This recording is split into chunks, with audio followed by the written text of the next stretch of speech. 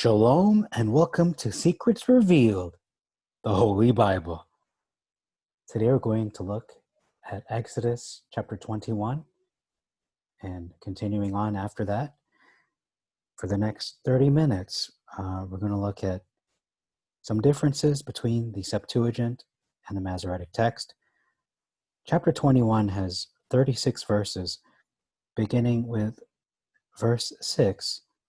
Notice the judgment seat of Elohim was omitted in the MT. Verse 9, because he has trifled with her, messed around with, seems to imply sexually, versus he shall have no power. Actually, it's verse 8. Verse 8 and 9. Was added, he shall have no power, was added in the Masoretic text. In verse 8, seeing he has dealt deceitfully with her. So, trifled, the context is a domestic daughter, or a slave, or a servant. If she be not pleasing, okay, this is the wife. The master giving the servant a wife.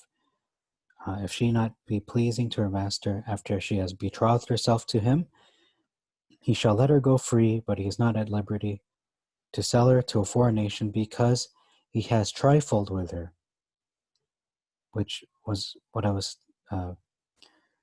interpreting as messed around with, which has a sexual intonation or implication to it.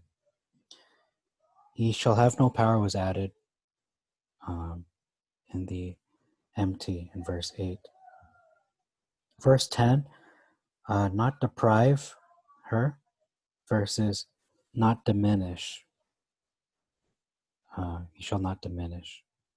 So not deprive her versus not diminish. So meaning it is reasonable to expect that it would diminish, but it would not be entirely removed the necessaries that she needs. So deprive her of her necessaries. You shall not deprive her of her necessaries versus deprive her of her food.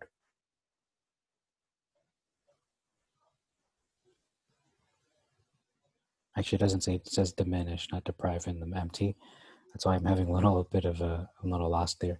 Her food instead of her necessaries, and companionship, and her companionship versus duty of marriage.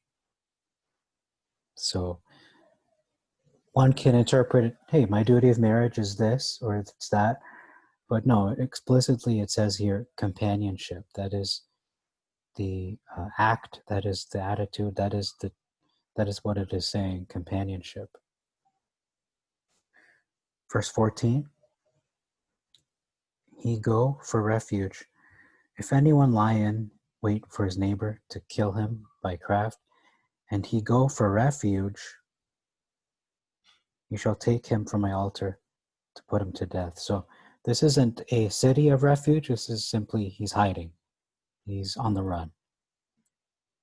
He's trying to get away with it. It is omitted from the MT. Whereas if you read the MT, it just says, if a man presumptuously upon his neighbor to kill him with guile, you shall take him that he may die. No, this is specifically talking about not just killing someone, but he's actually hiding, which shows that there is guilt. He wouldn't hide if he didn't do anything wrong. So verse 15, whoever smites his father or his mother, let him be certainly put to death. So someone had asked me, why or how could a loving God command this? to kill a child. Doesn't say what age, but this is somebody who could probably do a lot of damage to their parent. And I told him, well, the reason is this. Let's look into it a little deeper before I give you the reason. Smiting isn't just to slap or to pinch or something like that. Smiting means to hit heavily with the intention to kill. So patricide, killing the father, or matricide, killing a mother. People like this who would strike their parent with the intention to kill and hit heavily too, not just a little bump. This is, you're trying to kill them. You're trying to take them out. You aren't just slapping them. You're striking with the intention to kill. People like this who commit patricide or matricide, they tend to become, they have a high likeliness, they have a high chance of becoming serial killers and would thus become a menace to society. They become cancerous. They will, nothing will stop them from doing the same to anyone else. If they don't respect their own parents who gave them life, physical life, nothing will stop them from doing this to anyone else. They are a danger to the rest of society. And that's why they have to be snuffed out before they do any more damage. So someone asked me, how could a loving God do this? Well, because they see the bigger picture, that it isn't just a strike or a slap. This is smiting. It means to hit heavily with the intention to kill. So that's why. Okay, this might be the title of the video, possibly.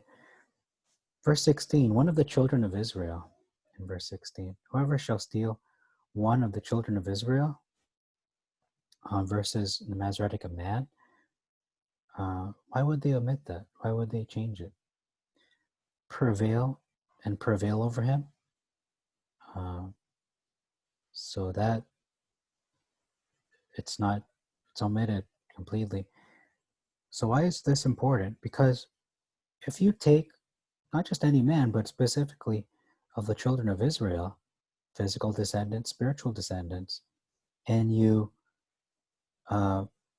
prevail over him, so you use force, you overpower them, overwhelm them, and you sell them into slavery, and you'll be found with them, you are going to be put to death. You will certainly die.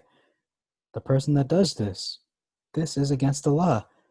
And we see a clear breach of this when Joseph was overpowered, and he was literally a child of Israel. He was the son of Jacob. They overpowered him. They threw him in the pit. They sold him to the slaves.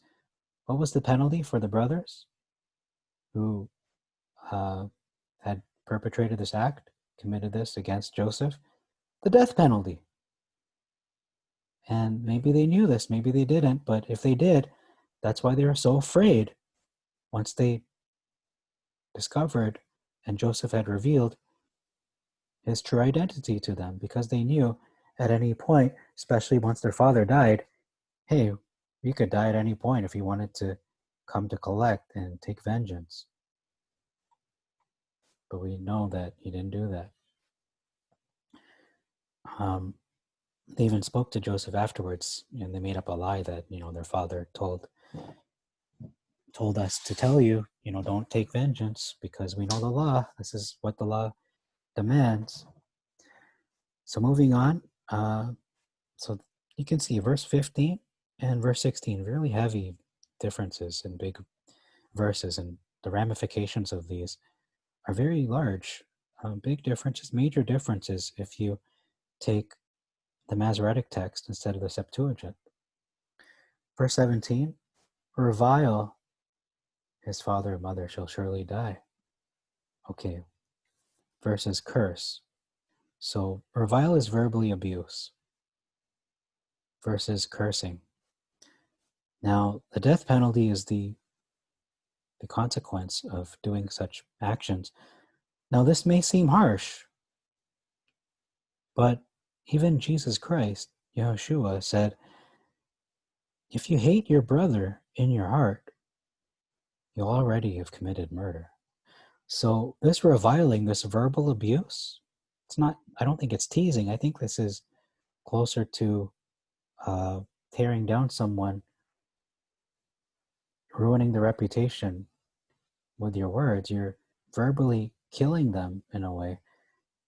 It very likely will lead to violence, especially if this anger is unbridled. So this is a spiritual extension of verse 15, saying, you know what? It's not enough that somebody will just hit heavily with the intention to kill their parent. It's also verbal abuse. It's a lack of respect. They don't respect authority. They're going to verbally abuse their parent like if they were less than human, like they weren't their parents. And to be honest, people shouldn't verbally abuse each other at all, let alone a parent. So that's verse 17. And these are really heavy-hitting verses, especially in the Septuagint. We can get the full weight of what these commands entail and the consequences for not doing them. We get the bigger picture, to be more frank.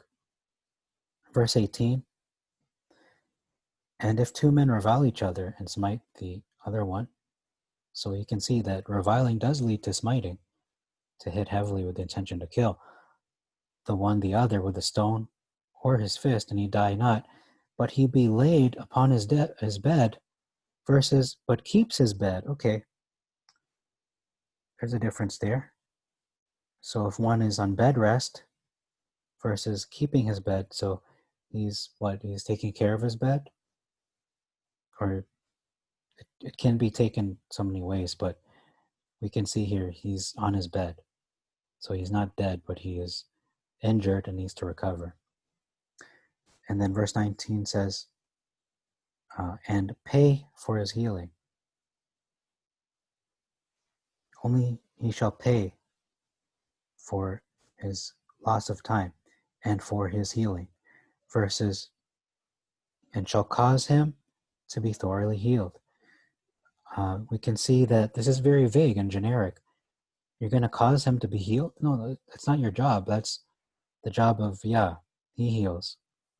We have the responsibility, or I should say this man who injured him has to pay for his loss of work, his loss of time, and for his healing, whatever modalities need to be taken, whatever remedies need to be implemented towards his getting better, his rehabilitation.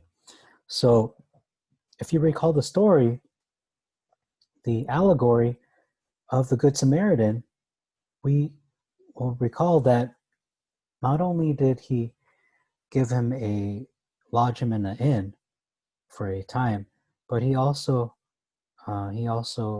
paid for that. And he said, whatever else he needs to get better, put on my tab, basically. So he was fulfilling this commandment. And I think Jesus Christ was very much aware of this specific verse, this specific section where he will pay for the loss of time and for his healing. And the thing is, the Good Samaritan wasn't even the one responsible for his injury, but he went above and beyond the call of duty. It was the responsibility of those who had injured him on the road, the robbers and those people. So that's 19. Verse 22, and the child is born imperfectly formed. So this woman was pregnant and she was hit, probably by accident, most likely. Or maybe not. Maybe they were just uncontrollable. They were just so angry and they were just blind with rage. And her child be born imperfectly formed, versus we see here, and her fruit depart from her, and yet no mischief follows. So that's her giving birth, but no mischief follows. This is talking about miscarriage. So if she miscarries and the baby is imperfectly formed, so it's not completely formed with the limbs and the fingers and looking like a human being, basically, he shall be forced to pay a penalty. So he's going to pay the penalty, as the woman's husband may lay upon him, whatever that is. That's open to his interpretation, his judgment. He shall pay with evaluation, with an estimation, whatever the man decides, the husband. So notice that if it's imperfectly formed, but if it be perfectly formed, now I'm not sure how many months this is, but we know that labor is 9 months or 8 months. Let me look it up. So we see here that by the end of the 3rd month, 3 months, that's the first trimester, your baby is fully formed. Your baby has arms, hands, fingers, feet, and toes, and can open and close its fists and mouth. Wow. Let me just look up one other thing. Okay, and regarding pain, I was looking up how many months into pregnancy can a baby feel the pain, or any pain or sensation. That some people say, some sources say week 29, so roughly 7 months in, 7-8 months in. But that's not what the scriptures are talking about. It's talking about when it's fully formed. So if it is fully formed, perfectly formed, then that's, now we know that is 3 months. He shall give life for life. Now, how could you do that? Is he going to sacrifice his own life, or is he going to have to come up with another baby? Possibly. That is a possibility, isn't it? So if the baby, so I want to clarify that mischief follow, if no mischief follow, how can mischief not follow a miscarriage? That is a bad translation in the Masoretic. Verse 23, perfectly formed versus, again, if mischief follow. That doesn't make sense. Perfectly formed does not mean mischief follow. If the baby is medically, scientifically called a fetus and is fully formed, and we know that's 3 months, the baby is fully formed at 3 months. So once the first trimester is done, we can clearly see here that Yah values the lives of the unborn. So we have a big issue in the world, especially in the United States of America, on the issue of abortion. Is it important? Do the lives of the unborn matter? Well, look at verse 23. If the baby is perfectly formed, that's 3 months in, you will give what? Money? Will you give a lamb? Will you give something that is less than a human life? No, you give life for life. 3 months is a life by this biblical definition.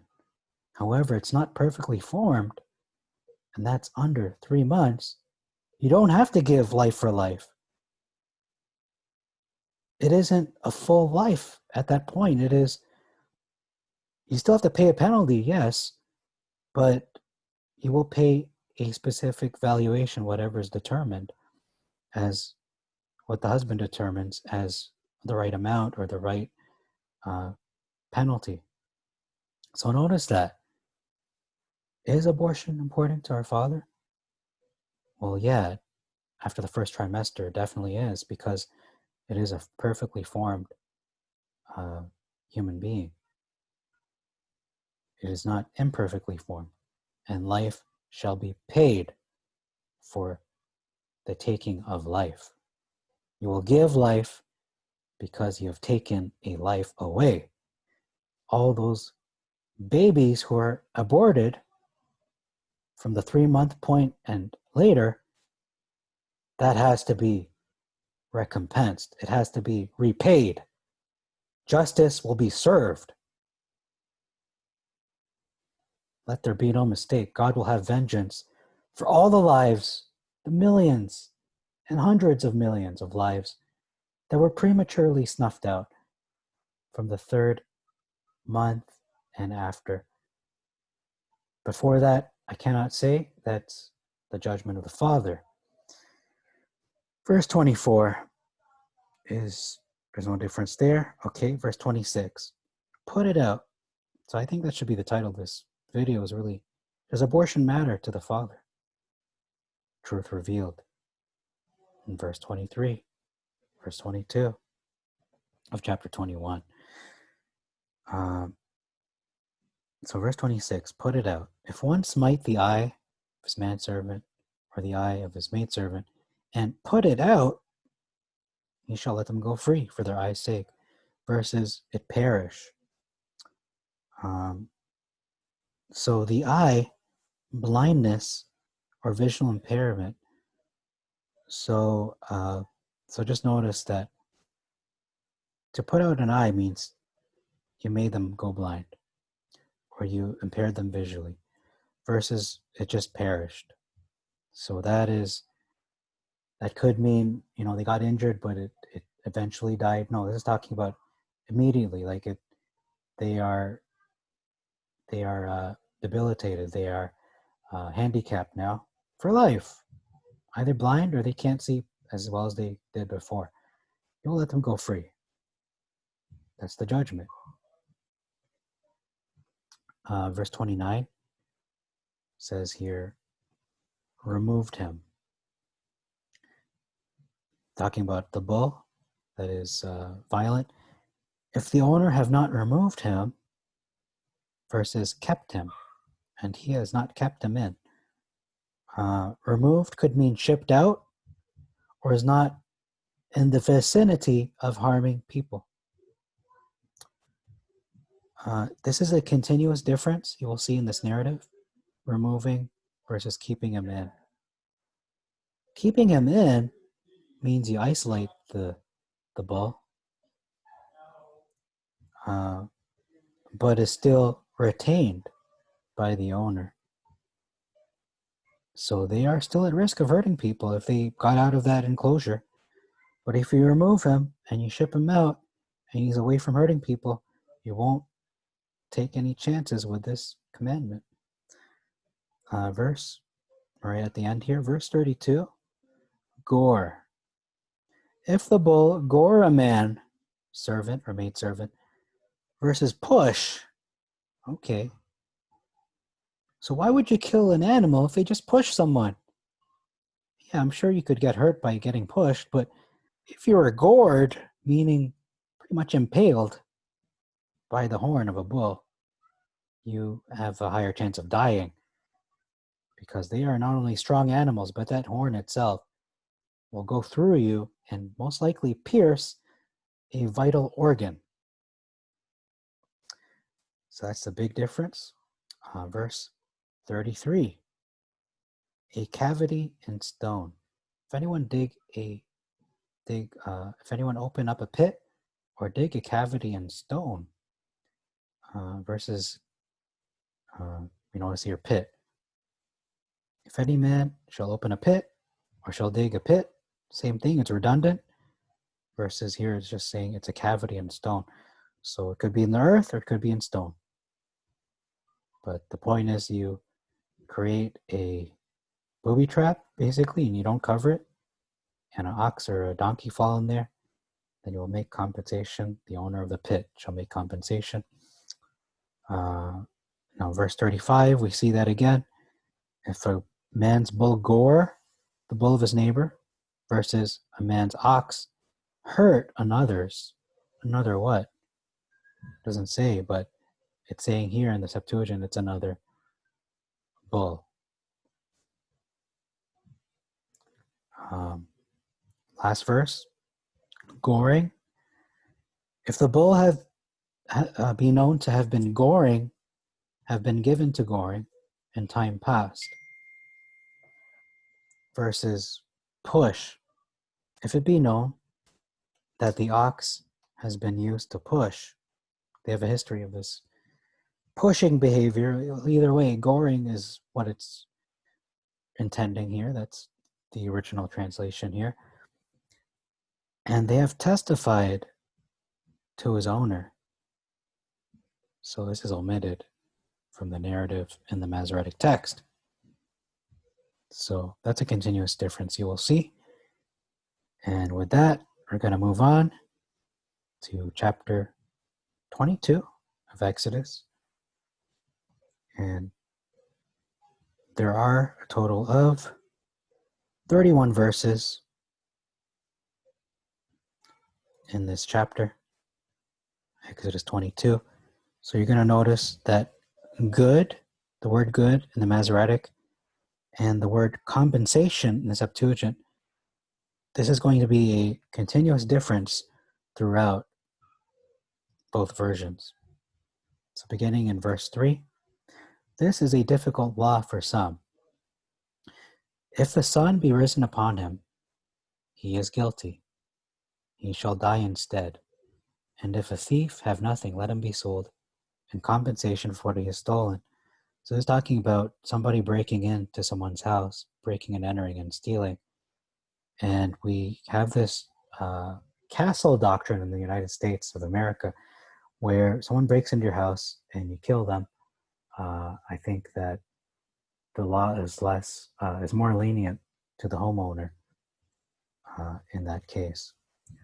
So according to verse 2, if a thief be found in the breach made by himself and be smitten and die, there shall not be blood shed for him. So this seems to imply this is during the nighttime.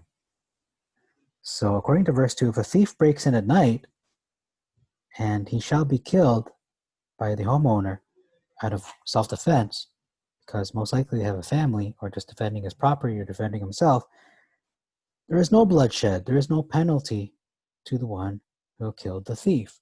But in verse 3, if a thief breaks in during the day, the sun is risen upon him, the one who kills him will also be killed. Now the second half of the verse speaks of biblical, scriptural slavery or voluntary indentured servitude, not worldly slavery, which is forced servitude, because it talks about let him be sold. So that's not saying let him be a slave, involuntary forced servitude. It's talking about voluntarily indenturing yourself to servitude. But in this case, yeah, he's going to be somewhat forced because he has to pay the consequence of his actions.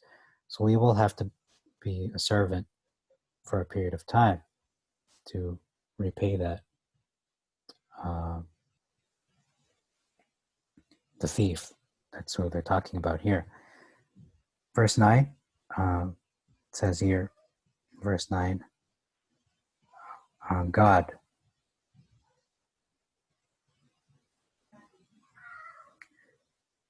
He that is convicted by Elohim, the one Elohim, shall repay to his neighbor double. Versus both parties shall come before the Elohim. So the judgment of both shall proceed before Elohim. So the judgment will proceed before the Elohim, versus both parties shall come before the Elohim. So there are two different Elohims here. So in this case, it could be either because they are not literally before the Elohim, the one Elohim, the creator of all life, the being, but a mighty man or a judge set over them, a human being. So this could be mistranslation because Elohim could mean a mighty man or a judge. So I cannot say without a shadow of a doubt, with 100% certainty, this means the one Elohim, or the Elohim, meaning the judge or someone in a position of authority. So this one is a question mark. Verse 10, taken or driven away. It says here, if anyone give to his neighbor to keep a calf or any sheep or any beast, and it be wounded or die or be taken, versus driven away versus taken here. Notice that kidnapped would be a better way to say taken, and driven away would be driven away with intent, or unintentionally was driven away, ran away. No one knows, and no one knows, versus no man seeing it. So technically, they can still know in the Masoretic, I can still know it, but I just didn't see it, but I knew because I just didn't want to look, I just ignored it. Ignorance is bliss. So making ignorance an excuse. So they knew it, and it is acceptable as an excuse. No, the Septuagint doesn't allow room for this kind of foolishness. It is saying here, and he knows. He knew it. Don't play stupid. You knew it. So there's no room for nonsense in Septuagint. And when you really come down to it, there's no room for foolishness with Yah. He isn't to be fooled. You're not going to make a mockery of him because of your, I didn't see it, and, I'll get away with this technicality. No, there's no loopholes in the Torah like that, like there is in man's law. Verse 11, most of the verse is different. So let's just read it. An oath of Elohim shall be between both, that he has surely not at all been guilty in the matter of his neighbor's deposit. And it says here, shall an oath of Yah be between them both, that he has not put his hand into his neighbor's goods. So he's guilty in the matter of his neighbor's deposit. So he gave to his neighbor a calf or a sheep. So he lended it to him, take care of this. But if he made an oath and he's found guilty in the matter of his neighbor's deposit, versus putting his hand into his neighbor's goods, this sounds like theft. You don't put your hand into his neighbor's goods. This is a agreement between both that you're going to take care of this for me. And the other one says, yeah, I will. And so his master shall hold him guiltless. Versus, and the owner of it shall accept. Okay. So that's very different. He's going to accept. Why would he accept his hand in his neighbor's goods? Versus his master shall hold him guiltless. He has surely not at all been guilty in the matter of his neighbor's deposit. So they both agree he's not guilty of this matter. And so his master will hold him guiltless. He will be innocent.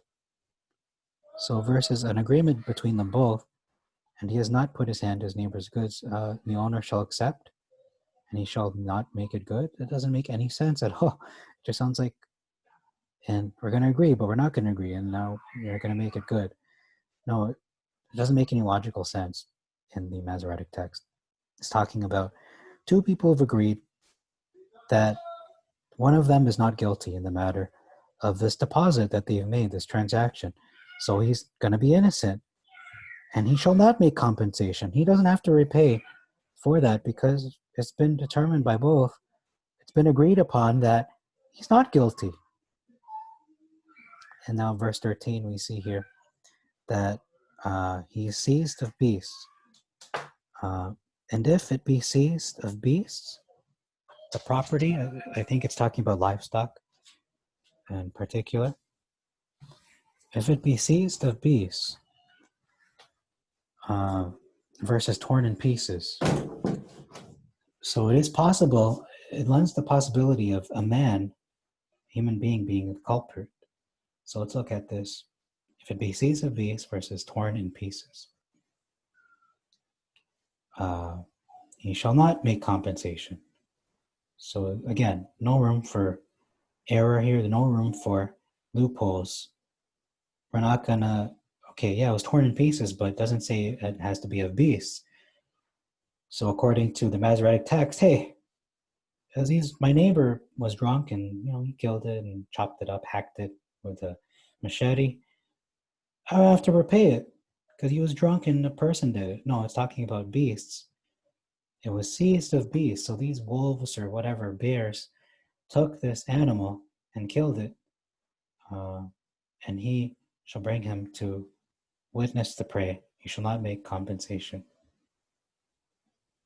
Okay.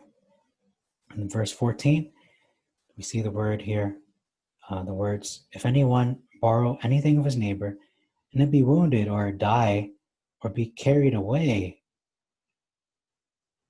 So it has been carried away most likely by an animal. The owner of it be not with it, he shall make compensation, versus it's just not there at all. It doesn't say carried away. So there's a loophole saying if it was kidnapped or taken away by animals, then it's fine. It's fine. That's a loophole there. That is an exemption. Verse 15, but if he is a hire, implying he was hired to watch it like a shepherd or a steward, so the owner would not be present, there shall be a compensation to him. So the hired worker would have to compensate the owner instead of receiving his hire due to negligence. So let's look at this really slowly. If the owner be with it, the animal, and he shall not make compensation, but if it be a hired thing, there shall be a compensation to him instead of his hire. So let me just pause it and make sense of this verse. The way I read this verse is you have a hireling, a hired worker, and he was hired to watch this animal. So in the first case, you have the owner with it. Obviously, you don't have to pay him back because the owner was there. You could have done something. But if he's by himself, he was hired to watch it and the owner is not there, that hired person will compensate to the owner instead of being paid out what he is owed. So you were negligent, you won't get paid. Okay, you're going to pay me instead of me paying you. So that's what it's saying here. So if it be hired, it came for his hire. Okay. I have to laugh because we just read here that in the Septuagint, if you hired somebody to watch your property, specifically an animal, and it was taken, it was lost, he will pay back what it's worth instead of being paid. But in the Masoretic text, it says something completely different and kind of nonsensical to me. If you were hired and it was taken away, essentially, it came for his hire. What? So you're going to pay him? That's what it sounds like here. That's what it sounds like. He was hired, you pay him his hire. It could be the man, could be whatever, but it came for his hire. It can be interpreted in so many ways, and it's such a dangerous translation. Verse 26, especially for an owner. Verse 26, if anyone deceive a virgin versus entice a maid. It's differently worded. It's not so much differently worded, but I did hear a teaching recently that if you deceive a virgin, meaning if you seduce a woman that is not betrothed and they sleep with you, surely you will endow her for a wife to himself. So this is a man seducing a woman, and this isn't rape. This is somebody who seduced a woman and the woman fell in love with him, as we say in our vernacular, and they had consensual sex, because it was consensual. It wasn't against her will. So, verse 17, and if her father positively refuse and will not consent to give her to him for a wife, notice that for a wife is omitted in verse 17. Verse 21,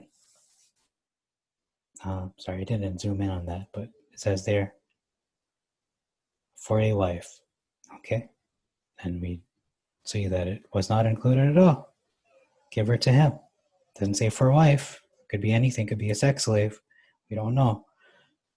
But it specifies a wife in the Septuagint, protecting women. Verse 21, vex. You shall not hurt a stranger or afflict him. Versus vex. Vex can mean emotionally, mentally stress somebody. But if you hurt somebody, you know that is most likely physical. Don't hurt anyone, especially a stranger, nor afflict him. Verse 18, the whole verse is different. I did skip over this. You shall not save the lives of sorcerers versus you shall not suffer a witch to live. You shall not let them live. So you just kill them. Basically murder a witch or murder a sorcerer. No, it's saying you shall not save the lives of sorcerers. So this can be interpreted in many ways. If you see them in danger and they're about to die, don't save their life. You can let them die.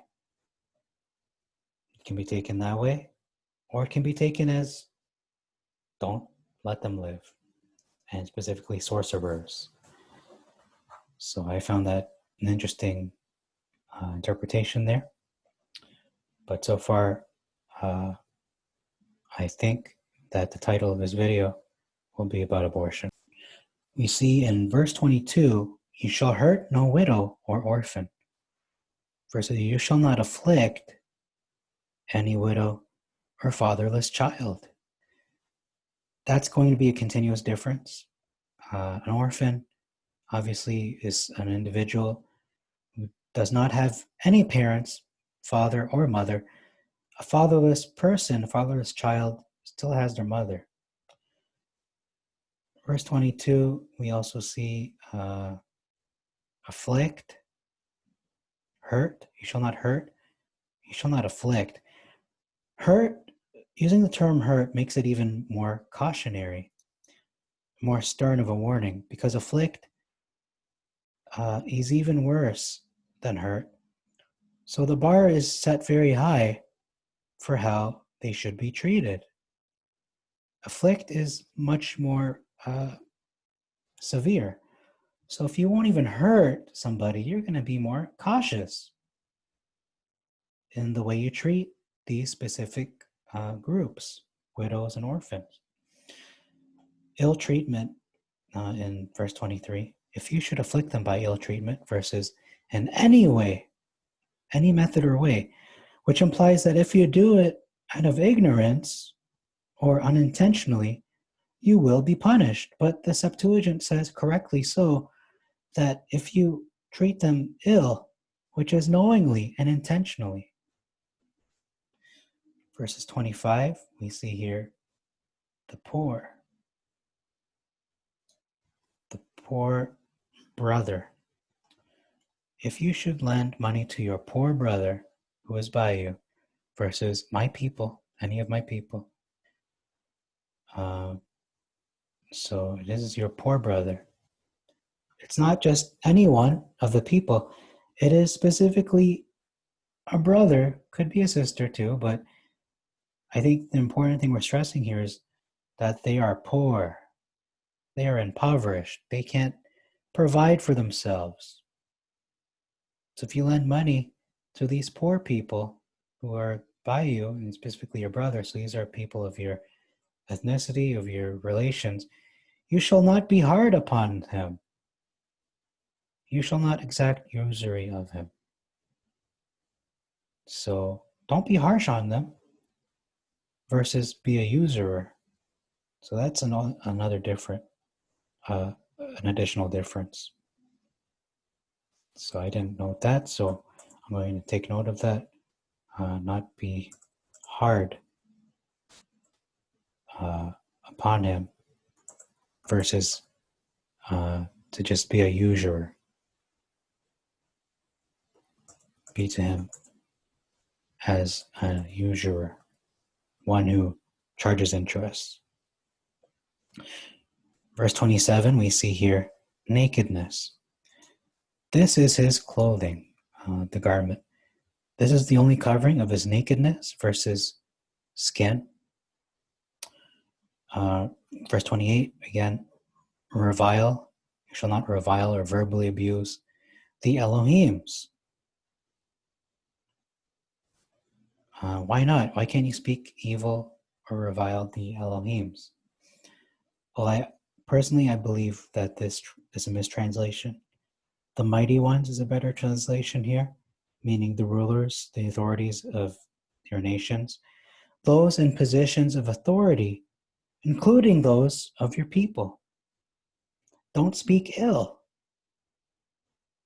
Speak ill versus curse. This seems to indicate slandering behind their back or in their face. This is something people do all the time on the internet, criticizing and spreading either truth or lies and or about politicians and world leaders. And let's face it, these are mostly bad reports. This is done to discredit them, to tear down and assassinate their character. This is called mudslinging. And Fox News does it. CNN does it. No one is really innocent of this charge. Political campaigns in an election year, a lot of the times they do this to each other. But I think in this verse, it's talking about those not in the position of authority. So the common folk, people not in authority. So if a king reviles another king, they might be exempt possibly, but recall that kings of Israel were to write a copy of this Torah for themselves, their own personal copy. So they would have to abide by this too. They're not exempt from the law. So if a king reviles other mighty ones, they would be guilty. So we really shouldn't be reviling. And I think that's one of the biggest plagues of our society today, is that we commonly criticize other people. We don't temper our words with mercy, with kindness. People have this false sense of security that behind a computer screen, it's open season. They can say whatever and however they want to express themselves because it's their right to freedom of expression. But we can see in verse 28 that no, your freedom of expression does not give you free rein to revile or verbally abuse mighty ones, those in positions of power. That's why even though I don't agree with liberals or Democrats, I won't attack their character. I'm not going to revile them.